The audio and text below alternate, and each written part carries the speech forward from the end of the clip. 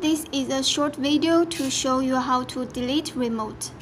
First, you should pay attention that once delete is finished, all the remotes will be deleted. Now let's begin.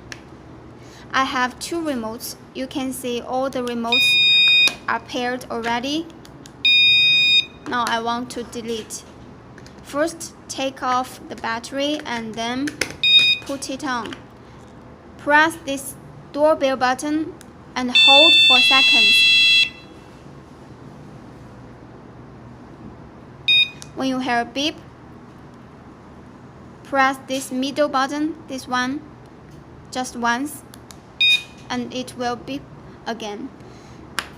Finally, the most important step, take off battery again. If you don't take off the battery, the deleting will be failed. And then put it on. You can see all the remotes are deleted. No more controller. That's all. Thanks for watching.